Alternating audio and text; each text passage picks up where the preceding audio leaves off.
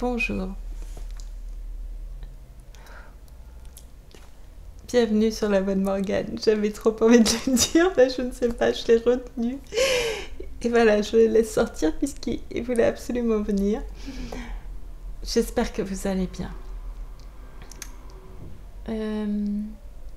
Je vous retrouve, oui, parce que je voulais faire la lecture de la nouvelle Le Retour de Joseph Conrad entièrement. Sauf que comme vous l'aurez constaté, elle s'est interrompue. Je manquais de mémoire. Quelle surprise. Et donc je reprends une phrase avant l'interruption. Et cette fois, je termine. J'espère bien terminer. Je vous remercie beaucoup pour votre écoute. Je vous remercie beaucoup pour votre écoute, pour les gens qui se sont abonnés à cette chaîne ou qui aiment les vidéos et qui me laissent des messages. Ça me fait très plaisir, ça me touche beaucoup. Voilà, donc je prends juste 2 minutes aujourd'hui, même pas 2 minutes, quelques secondes pour vous dire merci. Et je suis très heureuse si vous trouvez quelque chose qui vous plaît, tout simplement. Voilà, merci beaucoup.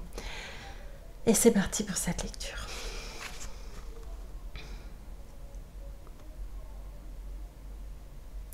Vous n'allez pas recommencer vos absurdités, dit-il. Ma parole, je ne savais pas que vous pouviez vous oublier à ce point. Il n'essayait pas de dissimuler son dégoût physique, car il n'y voyait qu'une réprobation purement morale de tout manque de réserve, de tout ce qui pouvait ressembler à une scène. Je vous assure, c'était révoltant, poursuivit-il. Il la fixa du regard un instant. Positivement ignoble, ajouta-t-il avec insistance. Elle se leva promptement comme mue par un ressort et chancela. Il fit instinctivement un pas en avant. Elle se rattrapa au dossier de la chaise et reprit son équilibre. Ceci le fit s'arrêter et ils se trouvèrent face à face, les yeux écarquillés, hésitants, et malgré tout en train de revenir lentement à la réalité des choses, soulagés et surpris, comme s'ils venaient de se réveiller après une longue nuit agitée de rêves fiévreux. « Je vous en prie, ne recommencez pas, » fit-il précipitamment en la voyant ouvrir la bouche. « Je mérite quelques égards, et une conduite aussi bizarre mais pénible. J'attends mieux de vous, j'ai le droit. » Elle se prit les tempes à deux mains. « Oh, allons donc, » dit-il d'une voix acerbe. « Vous êtes parfaitement capable de descendre dîner. Personne ne doit même soupçonner, pas même les domestiques. Personne. Personne. Je suis sûre que vous en êtes capable. » Elle laissa retomber ses bras. Son visage se crispa. Elle regarda Alvan bien en face, avec l'air de ne pouvoir prononcer un mot. Il lui décocha un regard courroucé.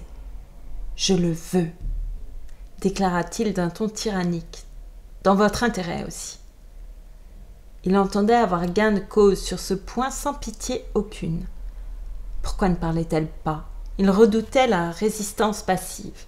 Elle se devait, il fallait la faire descendre. Le regard encore plus courroucé, il commençait à envisager quelques moyens violents mais efficaces, lorsque de manière tout à fait inattendue, elle déclara d'une voix ferme « Oui, je peux » et s'agrippa de nouveau au dossier de la chaise. Il fut soulagé. Et l'attitude de sa femme cessa aussitôt de l'intéresser. L'important était que leur vie reprit son cours par un acte quotidien, par quelque chose qui ne put être mal interprété et qui, grâce à Dieu, fut dénué de signification morale, d'ambiguïté. Et pourtant symbolisa leur communion ininterrompue dans le passé et la symboliserait toujours dans l'avenir. Ce matin, à cette même table, ils avaient déjeuné ensemble. Et maintenant, ils allaient y dîner. L'affaire était close. Ce qui s'était passé dans l'intervalle pouvait s'oublier, devait s'oublier. comme ces choses qui ne peuvent arriver qu'une fois. La mort, par exemple. « Je descends vous attendre, fit-il en se dirigeant vers la porte. Il eut quelques difficultés à l'ouvrir, car il ne se souvenait pas avoir tourné la clé. Ce retard l'exaspéra, et son désir contrarié de quitter rapidement cette pièce fit grandir son malaise, tandis que, sachant sa femme derrière lui, il fourgonnait dans la serrure. Il réussit enfin à ouvrir et, depuis l'encadrement de la porte, tourna la tête pour dire « Il se fait tard, vous savez ». Il vit sa femme debout à l'endroit où il l'avait laissée, le visage d'une blancheur d'albâtre et parfaitement immobile, comme une femme en transe. Il avait craint qu'elle ne le fît attendre, mais, sans avoir eu le temps de respirer, ni trop savoir comment, il se trouva à table avec elle. Il s'était promis de manger, de parler, d'être naturel. Simulation bien ordonnée, lui semblait-il, doit commencer par soi. Il ne fallait pas que les domestiques sachent, qu'elles aient le moindre soupçon. Ce désir intense d'imposer le secret, un secret ténébreux, destructeur, profond et discret comme la tombe, le tenaillait avec la force d'une hallucination. Il semblait gagner les objets inanimés, naguère compagnon journalier de son existence. Il ternissait d'un voile d'inimitié tout ce que renfermaient ces murs fidèles, dressés à jamais entre l'impudence des faits et l'indignation des hommes. Même ce qui se produisit une ou deux fois, lorsque les deux domestiques quittèrent la pièce ensemble, il mit tout son soin à rester naturel, toute son application à avoir de l'appétit, tous ses efforts à paraître à l'aise, comme s'il avait voulu tromper le buffet de chêne noir, les lourdes tentures, les chaises à dossier droit et leur faire croire à un bonheur sans tache. Il doutait que sa femme pût rester maîtresse d'elle-même, évitant de la regarder et hésitant à lui parler, car il lui paraissait inconcevable qu'elle ne se trahît pas par le moindre mouvement, au premier mot qu'elle prononcerait. Puis il trouva que le silence dans la pièce devenait dangereux, excessif au point de produire le même effet qu'un vacarme intolérable.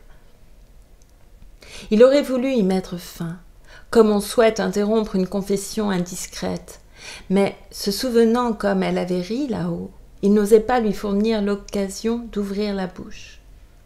Bientôt, il l'entendit parler. Elle faisait d'un ton calme une remarque insignifiante. Il détacha ses yeux du milieu de son assiette et une agitation s'empara de lui comme s'il allait assister à un prodige.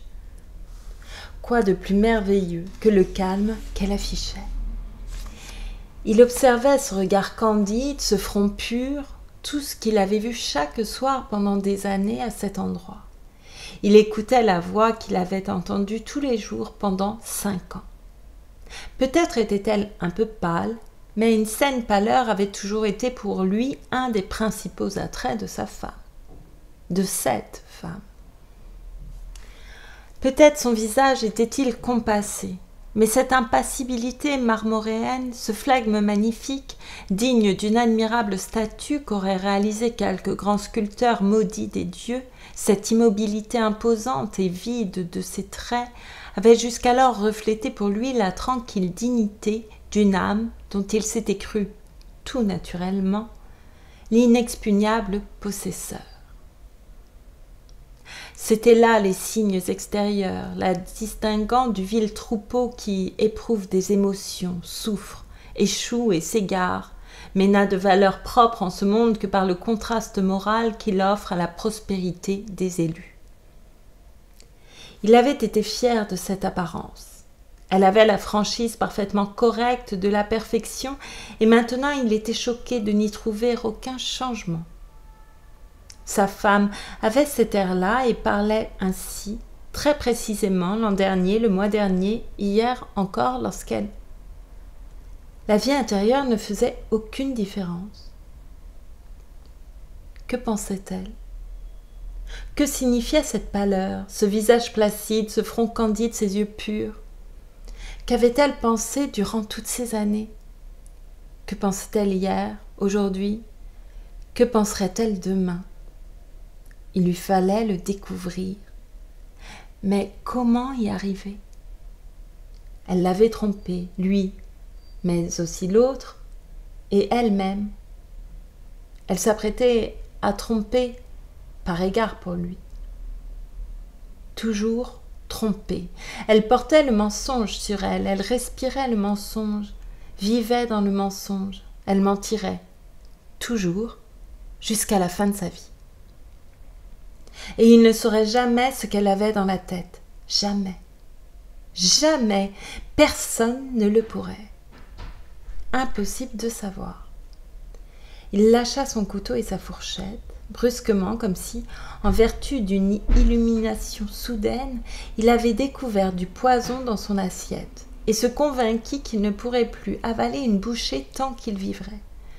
Le dîner se poursuivit dans une pièce qui, peu à peu, sans raison compréhensible, était devenue une vraie fournaise. Il lui fallait boire. Il but coup sur coup, après quoi, revenant à lui, il s'effraya de la quantité jusqu'au moment où il se rendit compte qu'il n'avait bu que de l'eau, dans 2 verres à vin différents. Et il fut péniblement affecté de découvrir qu'il avait agi inconsciemment. Se voir dans un état d'esprit aussi malsain était troublant. Trop de sentiments, trop de sentiments. Et il entrait dans ses croyances que trop de sentiments étaient malsains. Moralement inutile, une souillure pour un esprit pratique. C'était sa faute à elle, entièrement sa faute. Son coupable relâchement était contagieux, faisait naître en lui des pensées qu'il n'avait jamais eues jusque-là, des pensées qui rongeaient, tourmentaient, minaient jusqu'au cœur de la vie, comme une maladie mortelle. Des pensées qui engendraient la crainte de l'air, du soleil, des hommes, comme une rumeur annonciatrice de la peste. Les domestiques faisaient le service sans bruit, et, pour éviter de regarder sa femme et de regarder en lui-même, il les suivait tour à tour des yeux, mais sans pouvoir les distinguer. Elles se déplaçaient en silence, sans qu'on pût savoir comment, car le bas de leurs jupes descendait jusqu'au tapis. Elles évoluaient, çà et là, reculaient, se rapprochaient, raides dans leurs costumes blancs et noirs, le geste précis, les traits figés, comme 2 marionnettes en deuil. Et leur air indifférent et compassé lui parut anormal, suspect, irrémédiablement hostile. Que les sentiments ou l'opinion de telle personne puissent vous troubler en aucune façon ne lui était jamais encore venu à l'esprit. Dans son idée, elle n'avait ni espérance ni principe, ni raffinement ni influence. Mais à présent, il s'était tellement avili qu'il ne pouvait même pas essayer de se dissimuler son désir de connaître les pensées secrètes de ses domestiques. Plusieurs fois, il leva les yeux à la dérobée sur le visage de ses filles. Impossible de savoir. Elle lui changeait ses assiettes et ignorait totalement son existence. Quelle impénétrable duplicité. Des femmes. Rien que des femmes autour de lui. Impossible de savoir. Il éprouva cette brûlante sensation de dangereuse solitude qui ronge les cœurs et qui parfois assaille le courage de l'aventurier solitaire en pays inexploré. Un visage d'homme, lui semblait-il, de n'importe quel homme, lui eût apporté un profond soulagement. On y aurait lu quelque chose, on aurait pu comprendre. Il décida qu'il lui fallait des domestiques hommes. Il engagerait un maître d'hôtel dès que possible. Et puis la fin de ce dîner, qui semblait avoir duré des heures, la fin arriva, et le surprit violemment, comme s'il avait, normalement, compté rester à cette table à tout jamais.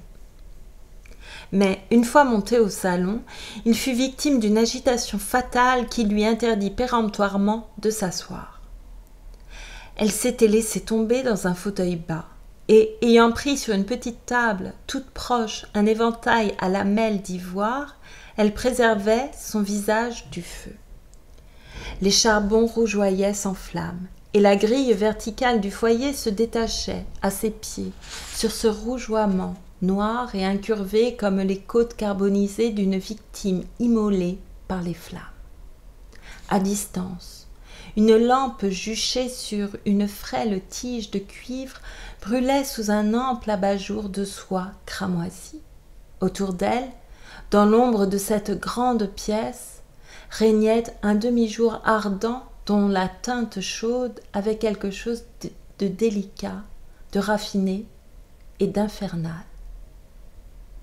Les pas feutrés d'Alvan et le tic-tac assourdi de la pendule sur la haute cheminée se répondaient de façon régulière, comme si le temps et Alvan, engagés dans une épreuve contrôlée, cheminaient ensemble vers un but mystérieux dans ce demi-jour aux délicates lueurs d'enfer. Il allait d'un bout de la pièce à l'autre sans marquer la moindre pause, tel un voyageur nocturne qui presse le pas opiniâtrement pour accomplir un parcours interminable. De temps à autre, il lui jetait un coup d'œil. Impossible de savoir. La précision brutale de cette pensée suggérait à son esprit pratique quelque chose d'illimité et d'infiniment profond. La finesse universelle d'un sentiment, l'origine éternelle de sa souffrance. Cette femme l'avait accepté, l'avait abandonné, lui était revenue. Et, dans les 3 cas, il ne connaîtrait jamais la vérité. Jamais. Pas avant la mort, ni après, ni même au jugement dernier lorsque tout sera révélé, les pensées et les actes, les récompenses et les châtiments, mais que seul le secret des cœurs rejoindra, à jamais ignoré, l'impénétrable créateur du bien et du mal, le maître des doutes et des impulsions. Il s'arrêta pour la regarder. Renversée en arrière et le visage détourné, elle ne bougeait pas, paraissait comme endormie. Quelles étaient ses pensées, ses sentiments? En présence de cette parfaite immobilité, dans ce silence pesant, il se sentait dénué d'importance et désarmé devant elle, comme un prisonnier enchaîné. La fureur provoquée par son impuissance faisait naître de sinistres images, cette faculté de perception déchirante qui pousse un homme, au moment où l'assaille un vif sentiment d'injustice, à grommeler des menaces ou à faire un geste d'intimidation dans la solitude d'une pièce vide. Mais cette bouffée de colère se dissipa aussitôt et le laissa un peu tremblant, avec la crainte mêlée d'interrogations réfléchies de qui s'est arrêté au bord même du suicide. La sérénité et la paix qui découlent de la vérité et de la mort ne s'acquièrent que par un copieux mépris englobant toutes les servitudes bénéfiques de la vie. Il s'aperçut qu'il ne voulait pas savoir. Cela valait mieux. C'était fini. C'était comme si rien ne s'était passé. Pour lui comme pour elle, il était indispensable et moralement juste que personne ne sache. Soudain il parla, comme s'il mettait fin à une discussion. Le mieux pour nous est d'oublier tout cela. Elle sursauta légèrement et referma l'éventail d'un coup sec. Oui, pardonnez et oubliez, répéta-t-il comme pour lui-même. Je n'oublierai jamais, dit-elle d'une voix vibrante, et je ne me pardonnerai jamais. Mais moi, qui n'ai rien à me reprocher, commença-t-il en faisant un pas vers elle, elle se leva d'un bond. Je ne suis pas revenue chercher votre pardon, s'écria-t-elle avec véhémence, comme si elle protestait contre une calomnie. Il fit seulement « Ah !» et se tut. Il ne pouvait comprendre l'agressivité gratuite de cette attitude et était assurément bien loin de penser que la vague pointe d'émotion, tout à fait involontaire, révélée par ses dernières paroles, avait pu provoquer cette irrésistible explosion de sincérité. Cela mit le comble à son égarement, mais sa colère avait maintenant disparu. Il était comme engourdi par la fascination de l'incompréhensible. Elle se tenait devant lui, haute silhouette confuse, pareille à un spectre noir dans la pénombre rougeâtre. À la fin, avec la poignante incertitude de ce qui se passerait s'il ouvrait la bouche, il marmonna : « Mais si mon amour est assez fort... » Puis il hésita. Il entendit un bruit sec au milieu du silence ardent. Elle venait de casser son éventail. 2 fins morceaux d'ivoire tombèrent, l'un après l'autre, sans bruit, sur le tapis épais, et instinctivement il se baissa pour les ramasser. Tandis qu'il tâtonnait à ses pieds, il s'avisa que cette femme possédait un don indispensable que rien d'autre au monde ne pourrait lui donner. Et, une fois relevé, il fut pénétré de la croyance invincible en une énigme, de la conviction que le secret même de l'existence, sa certitude immatérielle et précieuse, était là à sa portée et lui échappait. Sa femme se dirigea vers la porte et il la suivit de près, cherchant le mot magique qui éclaircirait cette énigme, qui la forcerait à lui livrer ce don particulier. Mais il n'existe pas de mot pareil. Seul un sacrifice peut éclaircir l'énigme, et le don du ciel est entre les mains de tous les hommes.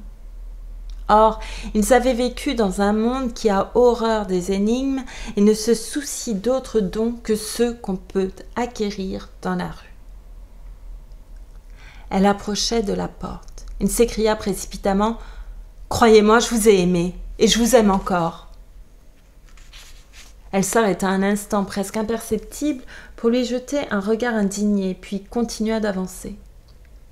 Cette perspicacité féminine, si aiguë et si corrompue par l'éternel instinct de préservation, si prompte à avoir un mal évident dans tout ce qu'elle ne comprend pas, la remplissait d'un amer ressentiment à l'égard des 2 hommes qui n'avaient rien d'autre à apporter au combat spirituel et tragique de ses sentiments que leur grossier et abominable matérialisme. Dans la colère qu'elle éprouvait de s'être vainement abusée elle-même, elle trouvait assez de haine pour les 2. Que voulait-il ? Celui-ci, que voulait-il de plus ?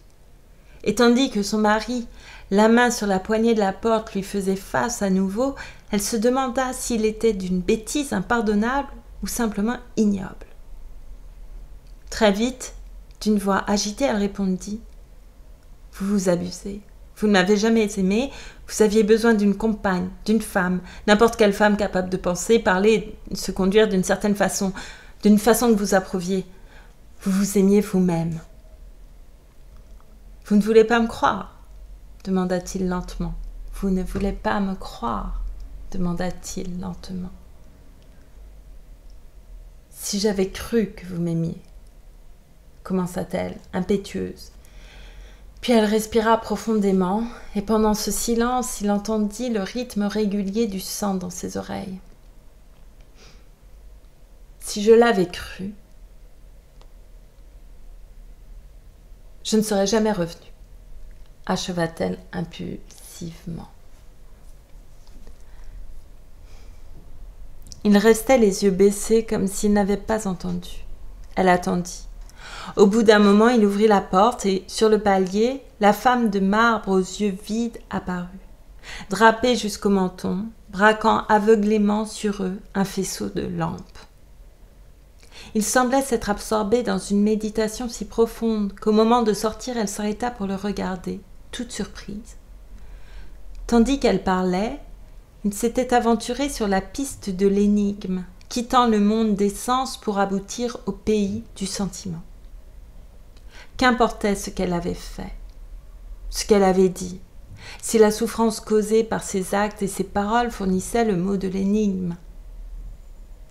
La vie est impossible sans foi ni amour. Sans foi dans un cœur humain, sans amour pour un être humain.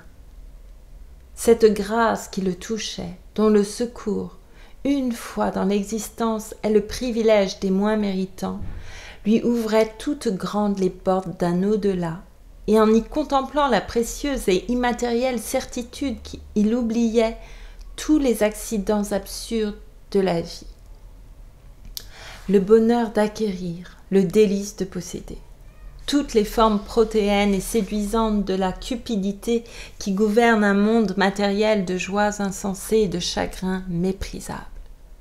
La foi, l'amour, la foi claire, ferme en la vérité d'une âme, l'immense tendresse, profonde comme l'océan, sereine et éternelle comme la paix infinie de l'espace au-dessus des brèves tempêtes de la terre.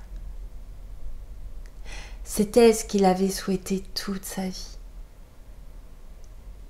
mais qu'il ne comprenait que maintenant et pour la première fois. C'était la douleur de perdre sa femme qui lui avait donné ce savoir. Elle avait bien le don en question, aucun doute, et elle était le seul être au monde capable de lui livrer ce don, à lui qui le désirait tant. Il fit un pas en avant, tendit les bras comme pour la serrer sur son cœur, mais, en levant la tête, il rencontra une mine si profondément consternée que ses bras retombèrent comme sous l'effet d'un coup. Elle s'écarta brusquement de lui, trébucha en franchissant la porte et, une fois sur le palier, se retourna en un vif mouvement d'appréhension. La traîne de sa robe froufrouta en pivotant autour de ses pieds. C'était un signe de panique évident. Elle haletait, découvrant ses dents et la haine de la force, le dédain de la faiblesse, l'éternelle préoccupation des sexes jaillirent comme un diable de sa boîte. « C'est odieux !» cria-t-elle d'une voix perçante. Il ne bougea pas, mais l'air qu'elle avait, ses mouvements nerveux, le timbre de sa voix formait comme une brume de réalité qui s'épaississait entre lui et la vision de l'amour et de la foi. La brume se dissipa, et tandis qu'il observait ce visage triomphant et dédaigneux, ce visage blême, fuyant et inattendu, comme surpris en embuscade, le monde des sens lui redevint lentement accessible. Sa première pensée distincte fut « Je suis mariée avec cette femme » et la suivante « Elle ne donnera rien de plus que ce que je vois. » Il éprouva le désir de ne pas voir. Mais le souvenir de la vision, le souvenir qui habite à jamais l'esprit du visionnaire, lui fit dire avec l'austérité naïve d'un néophyte subjugué par le contact avec une nouvelle croyance « Vous n'avez pas ce don. » Il lui tourna le dos, la laissant tout à fait déconcertée. Elle monta lentement l'escalier, aux prises avec le désagréable soupçon d'avoir eu affaire à quelque chose de plus subtil qu'elle, de plus profond que le conflit tragique et incompris de ses propres sentiments. Il referma la porte du salon et se déplaça au hasard, seul parmi les ombres épaisses et le demi-jour ardent, évocateur d'un élégant lieu de perdition. Elle n'avait pas le don. Personne ne l'avait. Il marcha sur un livre tombé d'un des guéridons encombrés. Il ramassa le mince volume et, le tenant à la main, s'approcha de la lampe à abat-jour cramoisie. La teinte ardente de la couverture en devint plus foncée, et les lettres d'or contournées qui s'y étalaient en un lacis inextricable se détachèrent, rougeoyantes. Épine et arabesque. Il relut ce titre, Épine et art, le recueil de vers de l'autre. Il le laissa tomber à ses pieds sans ressentir la moindre pointe de jalousie ou d'indignation. Que savait-il? Quoi? La masse de charbons incandescents s'écroula dans la grille et il se retourna pour regarder. Ah! Celui-là était prêt à renoncer à tout ce qu'il avait pour cette femme qui ne venait pas. qui n'avait pas la foi, l'amour, le courage nécessaire pour venir. Qu'attendait cet homme? Qu'espérait-il? Que voulait-il? La femme, où la certitude immatérielle est précieuse. La première pensée désintéressée qu'il eût jamais accordée à un être humain était pour cet homme qui avait essayé de lui causer un tort abominable. Il n'était pas en colère. Il était attristé par un chagrin impersonnel, par une immense mélancolie, pareille à celle de l'humanité entière soupirant après l'inaccessible. Il se sentait en communion avec tous les hommes, même avec cet homme-là, surtout avec cet homme-là. Que pensait-il maintenant? Avait-il cessé d'attendre et d'espérer? Cesserait-il jamais d'attendre et d'espérer? Comprendrait-il que cette femme qui manquait de courage n'avait pas le don? N'avait pas le don. La pendule se mit à sonner, et une vibration grave remplit la pièce, tel le son d'une énorme cloche tintant dans le lointain. Il compta les coups. 12. Un jour nouveau avait commencé. Demain était arrivé. Ce lendemain mystérieux et trompeur qui entraîne les hommes, dédaigneux de l'amour et de la foi, toujours plus avant parmi les poignantes futilités de la vie, jusqu'à la juste rétribution de la tombe. Il compta les coups et, les yeux fixés sur l'âtre, eut l'air d'en attendre d'autres. Puis, comme répondant à un appel, il quitta la pièce d'un pas ferme. Une fois sorti, il entendit des pas dans le vestibule et s'immobilisa. On poussa un verrou, puis un autre. On fermait pour la nuit. On mettait son désir et sa tromperie à l'abri de la censure indignée d'un monde fertile en nobles dons pour ceux qui se proclament sans tache et sans reproche. Il était hors de danger. Tout autour de sa demeure, craintes et espoirs serviles dormaient, rêvant de réussite derrière la discrète sévérité de portes aussi lourdement refermées sur la vérité qu'elles recelaient que le granit des tombes. Un bruit de serrure, le cliquetis d'une petite chaîne. Personne ne saura. Pourquoi cette certitude de sécurité pesait-elle plus que le fardeau de la peur? Et pourquoi le jour qui commençait se présentait-il obstinément comme le dernier de tous, comme un aujourd'hui sans lendemain? Pourtant rien n'était changé, puisque personne ne saurait, et tout continuerait comme avant.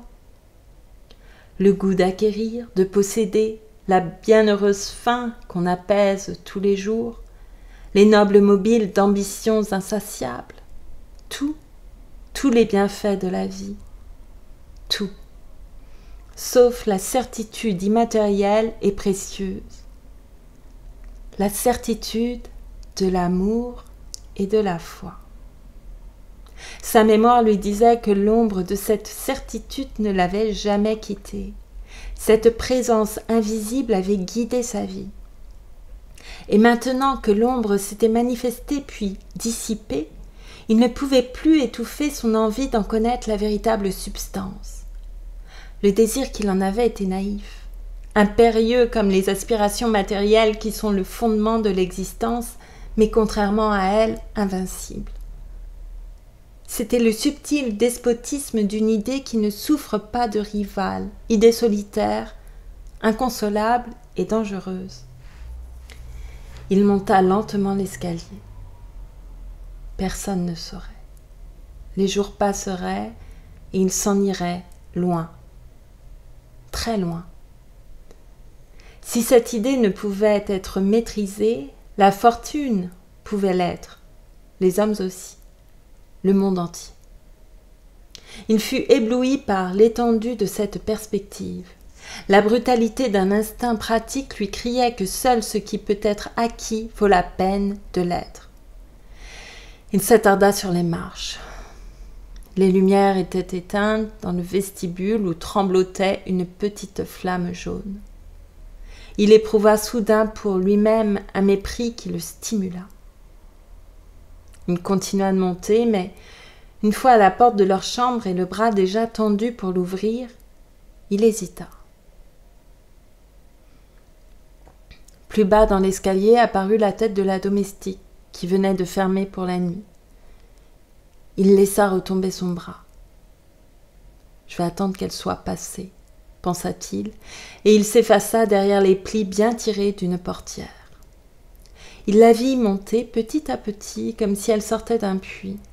À chaque pas, la flamme chétive de la bougie vacillait devant son jeune visage las, et l'obscurité du vestibule semblait s'attacher à sa jupe noire et la suivre en montant, pareil à un flot silencieux, comme si la vaste nuit universelle avait forcé la réserve discrète des murs, des portes closes, des fenêtres garnies de rideaux.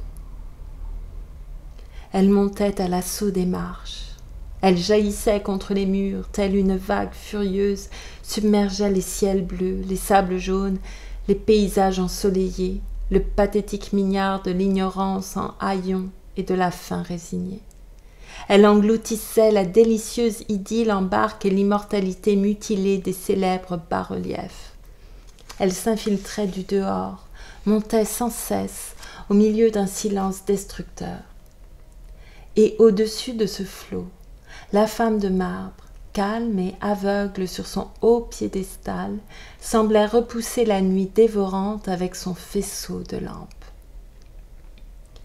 Il regarda monter le flot d'impénétrables ténèbres avec impatience, comme s'il brûlait de voir venir une obscurité assez profonde pour cacher une honteuse capitulation. Le flot se rapprocha. Le faisceau de lumière s'éteignit. La jeune fille monta en lui faisant face.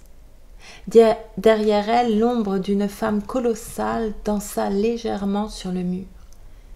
Il retint son souffle lorsqu'elle passa devant lui, sans bruit, les paupières lourdes. Et dans son sillage, le flux d'une mer ténébreuse envahit la maison, sembla tourbillonner autour des pieds d'Alvan et s'élever sans rencontrer d'obstacle jusqu'à sa tête pour l'engloutir en silence.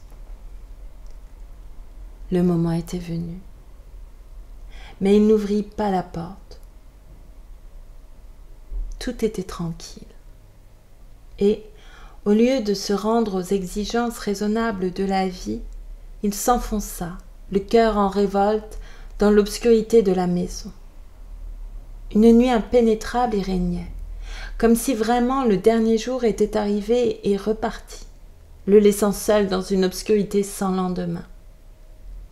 Plus bas, vague silhouette, la femme de marbre, livide et immobile comme un fantôme patient, tendait dans la nuit un faisceau de lampes éteintes. La pensée obéissante d'Alvan lui traçait l'image d'une vie ininterrompue, la dignité et les avantages d'une réussite ininterrompue, tandis que son cœur rebelle battait violemment dans sa poitrine, comme affolé par le désir d'une certitude immatérielle et précieuse, la certitude de l'amour et de la foi. Qu'importait la nuit de sa demeure, si au dehors il trouvait le soleil sous lequel les hommes sèment et récoltent. Personne ne saurait. Les jours, les années passeraient et... Il se souvint qu'il l'avait aimée. Les années passeraient. Puis il pensa à elle comme on pense aux morts, avec un immense et tendre regret, avec l'ardente nostalgie des perfections idéalisées. Il l'avait aimée, et n'avait jamais su la vérité. Les années passeraient dans la torture du doute. Il se rappelait son sourire, ses yeux, sa voix, son silence, comme s'il l'avait à jamais perdu. Les années passeraient. Il se défierait toujours de son sourire et douterait de ses yeux. Il refuserait toujours créance à sa voix et n'aurait jamais foi en son silence. Elle n'avait pas de don.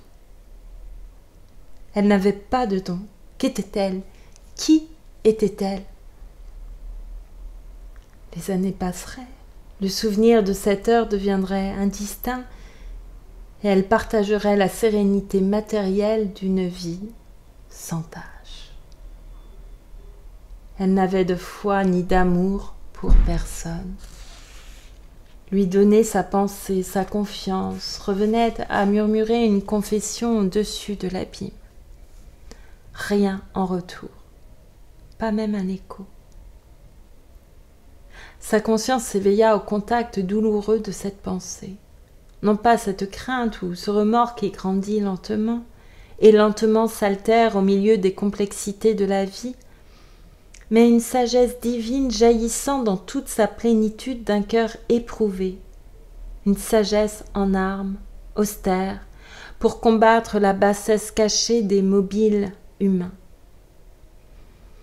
Il comprit subitement que la morale ne mène pas au bonheur. La révélation fut terrible. Il s'aperçut aussitôt que rien de ce qu'il savait n'avait la moindre importance. Les actions des hommes et des femmes, la réussite, rien de tout cela ne comptait. Ce n'était pas une question de souffrance plus ou moins grande, de telle joie ou de telle peine. Il s'agissait de vérité ou de mensonge. C'était une question de vie ou de mort.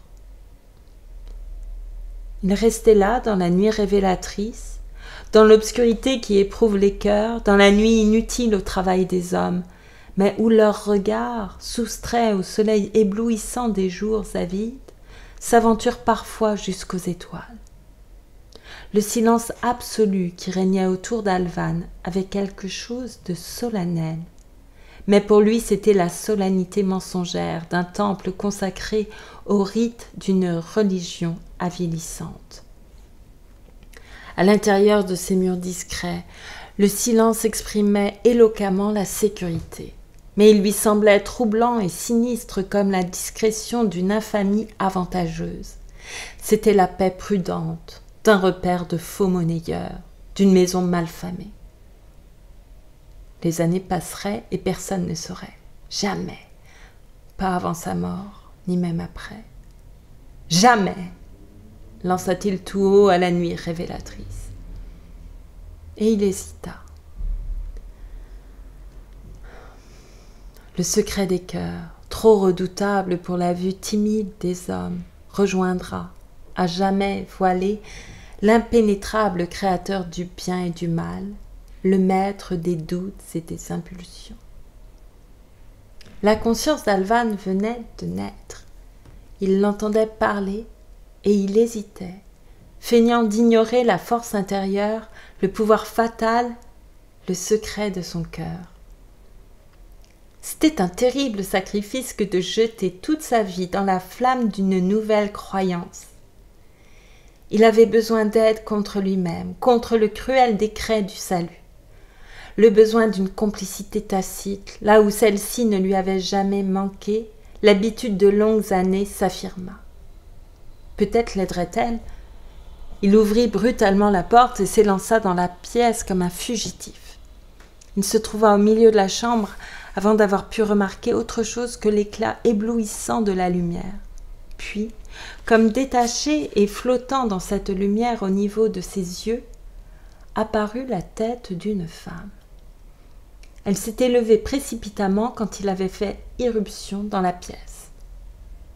Ils s'observèrent un instant, l'air muet d'étonnement. Les cheveux de sa femme, répandus sur ses épaules, étincelaient comme de l'or bruni. Il plongea son regard dans la candeur insondable des yeux qui le regardaient et n'y trouva rien. Rien. Il bégaya d'un air égaré. Je veux savoir.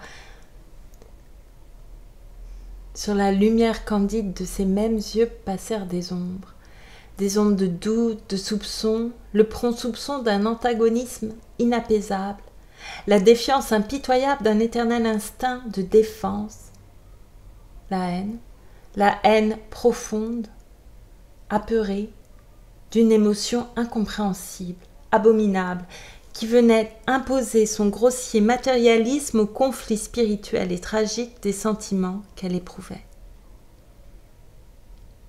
Alvan, je ne supporterai pas cela. Et soudain, d'une voix entrecoupée, j'ai le droit d'être moi-même. Il leva le bras et parut si menaçant qu'elle s'arrêta, prise de peur, et recula légèrement. Il resta le bras levé. Les années passeraient, et il lui faudrait vivre avec cette candeur insondable où passaient des ombres de soupçon et de haine. Les années passeraient, et il ne saurait jamais, n'aurait jamais confiance. Les années passeraient sans foi ni amour.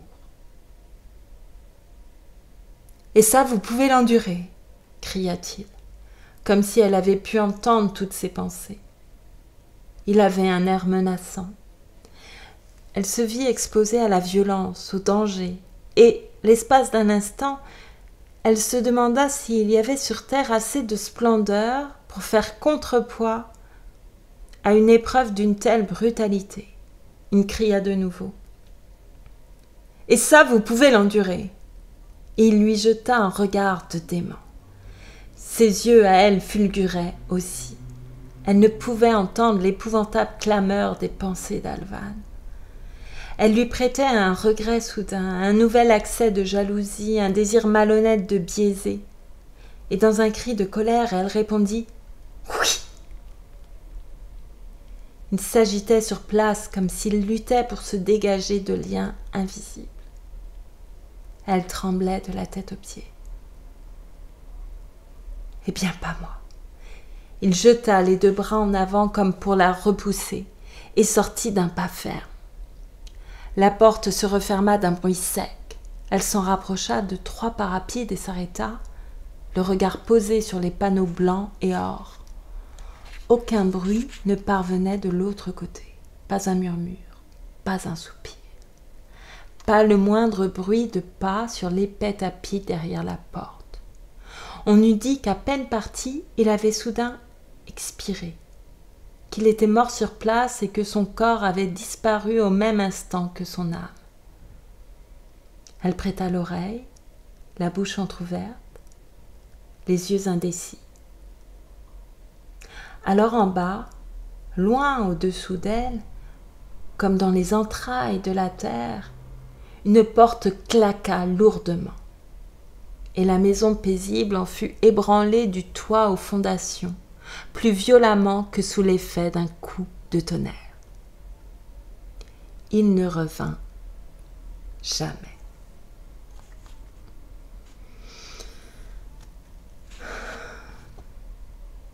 Et c'est la fin de Joseph Conrad, Le Retour. Quelle nouvelle, non? Quelle nouvelle. Quelle est...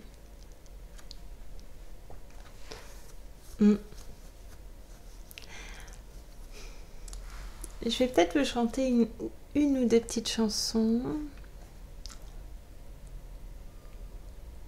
Qu'est-ce que je pourrais chanter sans que ce soit trop faux?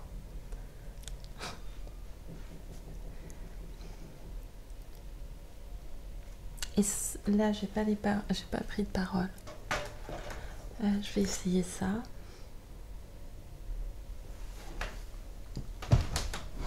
Pardon, je m'éloigne un peu du micro.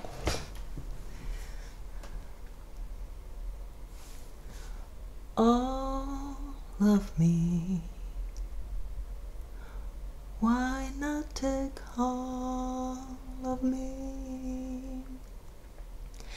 Can't you see I'm not good without you. Take my lips, I want to lose them.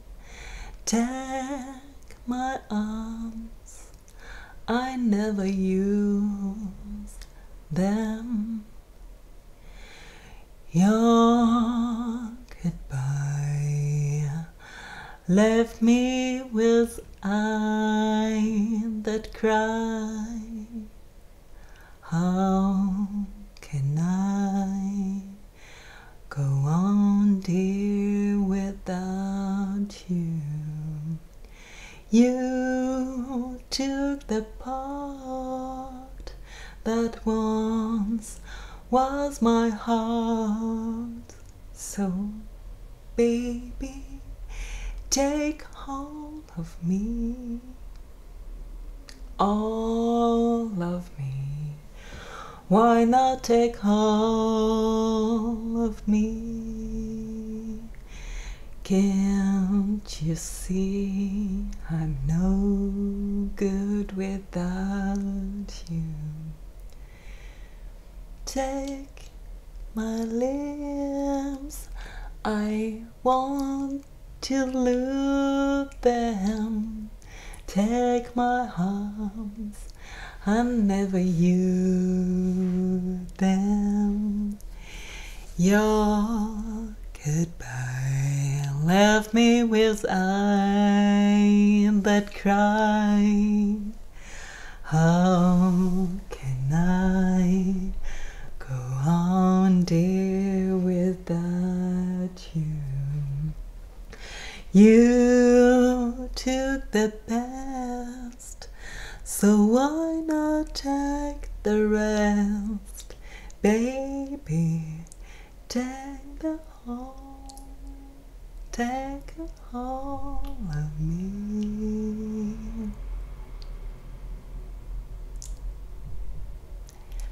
Et une autre chanson plus légère, si j'arrive à me rappeler aussi des paroles.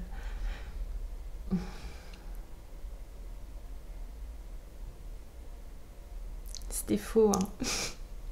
Je sais.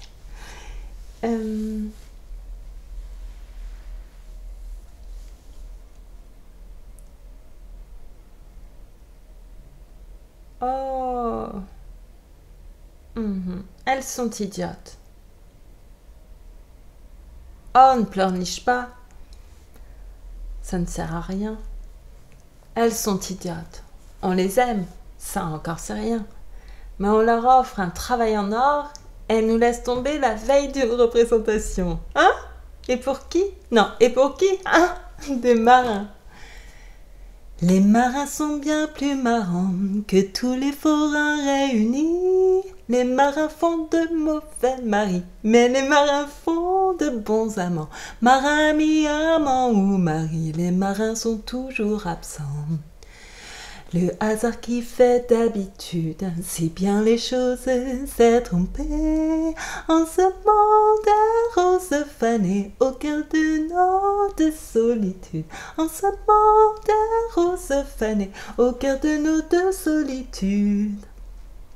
Si les roses de notre amour ne fleurissent plus qu'en épines, et si tu préfères l'algue marine, cela ne vaut pas même un discours. Veux-tu pour ça que je t'assassine, ou veux-tu que je meure d'amour? Tu avais tout pour me séduire, le nez, la bouche, le front, les cheveux. Si tu avais eu les yeux bleus, j'aurais pu d'amour pour toi mourir. Si tu avais eu les yeux bleus, j'aurais pu pour toi mourir d'amour. Si mes beaux yeux, chère marquise, ne te font plus mourir d'amour, et si un marin t'a fait la cour, qu'est-ce que tu veux que je te dise? Veux-tu que je me scandalise? Veux-tu que je meure de jalousie? Il ne faut pas que tu m'en veuilles, ou je vais me mettre à pleurer. Mon maquillage va couler, et j'ai déjà la larme à l'œil. Mon maquillage va couler, et j'ai déjà la larme à l'œil. Envolez-vous mes tourterelles, partez voyager au long cours, puisque ni nos yeux ni nos discours ne vous font plus frémir d'amour. Envolez-vous mes toutes belles, bon voyage et belles amours. Nous voyageons de fille en fille, nous butinons de cœur en cœur, un jour ici, un jour ailleurs, dans la vie tout nous est facile. Et voilà, vous en avez vraiment de la chance. Aïe aïe aïe, j'adore me ridiculiser, j'adore ça, je crois, je ne sais pas. C'était pour rendre cet amour un peu plus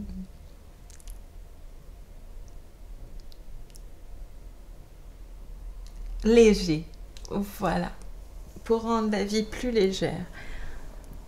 Bon, la première chanson, ça n'était pas, mais la deuxième, oui, d'une certaine façon.